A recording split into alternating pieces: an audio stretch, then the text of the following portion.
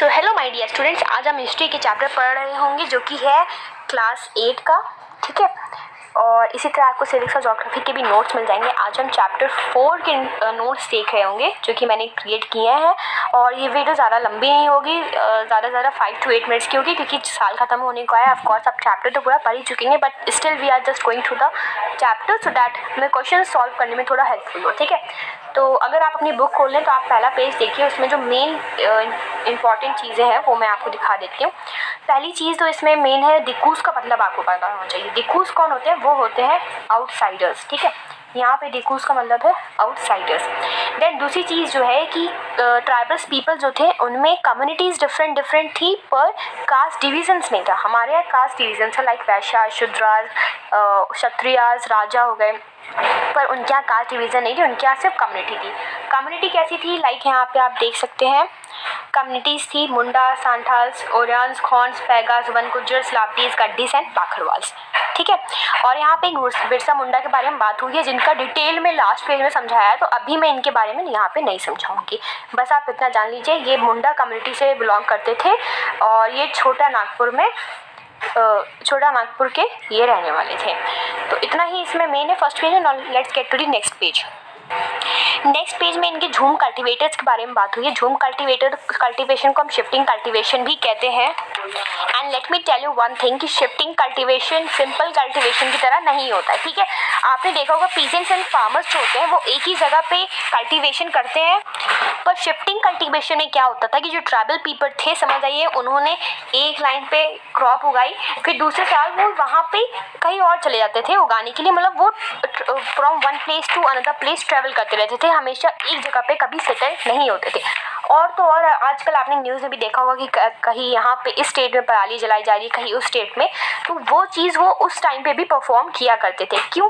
क्योंकि जो बची हुई चीज़ रहती है प्लांट की स्टम्प जिसे हम कहते हैं, अगर उसे जला दें तो उससे क्या होती है, आपकी सॉइल यहाँ पे आप देख सकते हैं वो फर्टिलाइज हो जाती है। क्यों? क्योंकि उसमें आपका पोटैश कंटेन होता है। ठीक है, पोटैश से क्या होता है, पोटेशियम मिल जाए, नाइट्रोजन मिल जाए, तो ऑफकोर्स आपको पढ़ा होगा साइंस में कि सॉइल जो होती है वो फर्टिलाइज हो जाती है, इसलिए ये एक्टिविटी वो अपनाते थे। पर let me tell you one thing कि ये एटमॉस्फेयर के लिए बहुत ही हार्मफुल होती है, बहुत ही ज़्यादा पॉल्यूशन फैलता है इससे। ठीक है, okay, now the next thing. और एक और चीज़, इस फील्ड को कहते हैं फैलो। ठीक है, इस प्रोसेस को कहते हैं फैलो।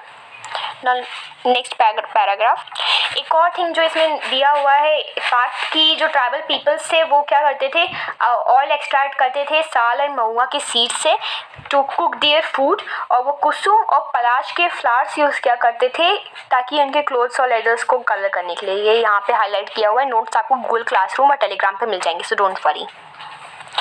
एंड द नेक्स्ट थिंग जो मैंने आपको कहा था कि आपको पता होना चाहिए कि कौन से ट्राइबल पीपल कहाँ रहते थे, कौन से स्टेट में उनकी पॉपुलेशन ज़्यादा थी, तो ये चीज़ यहाँ पे आप आसानी से याद कर सकते हैं। लाइक यहाँ पे मैंने कुछ इंपॉर्टेंट स्टेट्स के नाम दे रखे हैं और उनके ट्राइबल पीपल जो वहाँ पे रहते थे। लाइक रियांग एक स्टेट का नाम, अगरतला स्टेट का नाम है, रियांग ट्राइबल कम्युनिटी का नाम है।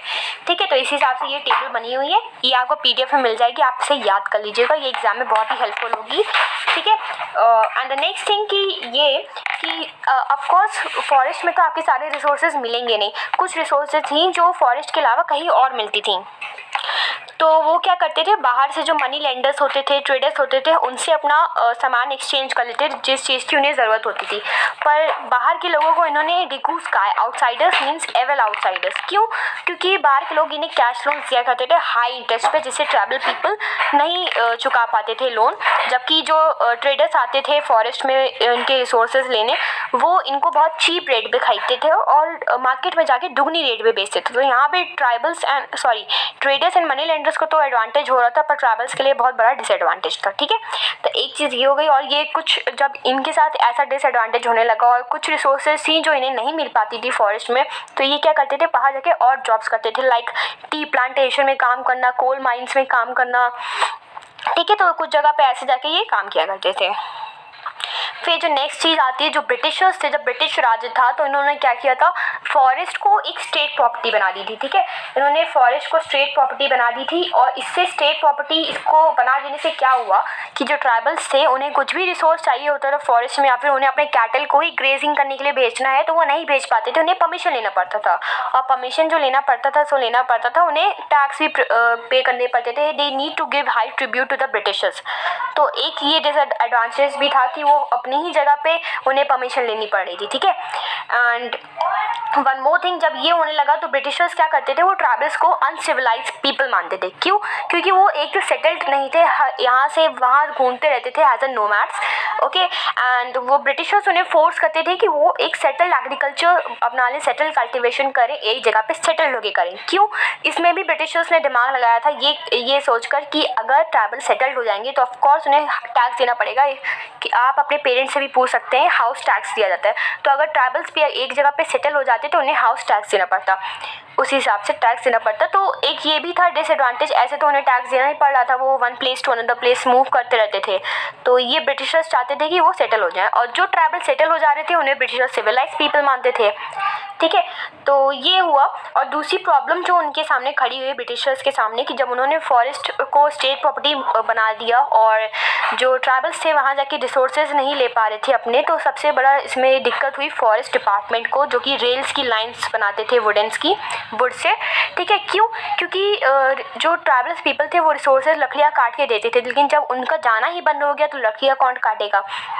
तो लास्ट में ब्रिटिशर्स ने समझौता किया ये कि ट्राइबल्स को तभी उनकी रिसोर्सेज लेनी दी जाएगी फॉरेस्ट से जब वो एक बात पे राज़ी होंगे, ये कि उन्हें जो लकड़ियां हैं वो काट के फॉरेस्ट डिपार्टमेंट्स को देनी पड़ेगी, जो भी चीज़ वो मांगेंगे हर बार। ठीक है, तो ये था इस पेज का नोट्स। एंड उसके बाद जब उनको समझ में आया कि ट्राइबल्स के साथ ये गलत हो रहा है, ट्राइबल पीपल्स के साथ, तो उन्होंने कई सारे रिवोल्ट किए, like revolt of Songram Sangma and forest satyagraha Hazaribagh में भी किया गया था, जहाँ पे संठास थे वो कुकून्स बेचा करते थे 3 से 4 रुपये में। और भी सारे रिवोल्ट हुए, उसमें से सबसे मेन जो रिवोल्ट है वो है वाली रिवोल्ट, जो कि बिरसा मुंडा ने किया था, जो कि आपको याद रखना है। मीन सारे रिवोल्ट को याद रखना है, पर ये थोड़ा ज़्यादा याद रखिएगा अच्छी तरीके से, जो कि हुआ था 1940 में। इसे बिरसा मुंडा ने करवाया था। ठीक है, अब चलिए थोड़ा बिरसा मुंडा के बारे में पढ़ लेते कि ये कौन थे, क्यों इन्हें एक मसीहा की तरह सब मानते थे, इन्होंने वाली रिवोल्ट क्यों किया। ठीक है, C Birsa Munda belongs to the forest of Bonda and उनके जो फादर थे वो काफ़ी पुअर थे और वो लोकल मिशनरी स्कूल में पढ़ते थे and he used to listen sermons of missionaries. And Birsa Munda जो थे, आप कह सकते हैं वो वैष्णव प्रीचर थे। ठीक है, मीन्स वो वैष्णव विष्णु गॉड जो होते हैं उनको माना करते थे। उन्होंने बिरसा मुंडा ने मुल्क की लड़ाई लड़ी थी। वो गोल्डन एज के बारे में बात करते थे, जहाँ पे कि कोई भी वाइसेस ना हो, अनक्लीनलीनेस ना हो, सॉर्करी ना हो, विच क्राफ्ट ना हो। ठीक है, जहाँ पे कोई भी झूठ ना हो, वो इस टाइप का अपने पास एनवायरनमेंट चाहते थे। इसलिए उनके जो फॉलोअर्स थे वो उनसे यही चीज़ अर्ज करते थे कि उनका जो ट्राइबल कम्युनिटी है, उनके आसपास रहने वाले हैं, वहाँ से कुछ भी ऐसा वाइसेस ना रहे, सबको वाइसेस छोड़ देने चाहिए, लाइक अनक्लीनलीनेस हो गया, और वो सत्ययुग एज लाना चाहते थे, एज ऑफ ट्रुथ लाना चाहते थे। ठीक है, एंड द नेक्स्ट थिंग कि ब्रिटिशर्स ने एबर बिरसा मुंडा को अरेस्ट भी किया था 1895 में, बट उन्हें रिलीज़ भी कर दिया गया था 1897 में। और बिरसा मुंडा जो थे वो टिकूज और यूरोपियंस को रावण मानते थे। ठीक है, और बिरसा मुंडा ने एक वाइट फ्लैग भी निकाला था बिरसा राज के हिसाब से, कि वाइट उन्होंने इसलिए चुना था क्योंकि because it's a symbol of peace. But in 1900 Birsa was died of cholera and उनका मूवमेंट तो फेडेड आउट हो गया, बट फिर भी काफ़ी हद तक काम किया उनका movement, because first it force the colonial tribals and not be easily taken over by Dikus, and second it showed once again that the tribal people had the capacity to protest against injustice. Means उनके movement से ये पता चला कि tribals people के पास भी capacity है किसी भी अनजस्टिस के खिलाफ प्रोटेस्ट करने की। ओके, तो ये चैप्टर यही ख़त्म होता है। इसके नोट्स से आपको कल तक इसके क्वेश्चन आंसर से मिल जाएंगे। ठीक है, सो always get tuned with this channel to get the updated notes, and don't forget to subscribe the channel and press the notification bell also. And one more thing, the most important thing, don't forget to join the Telegram channel or the Google Classroom to get the PDFs of the notes. Thank you, children.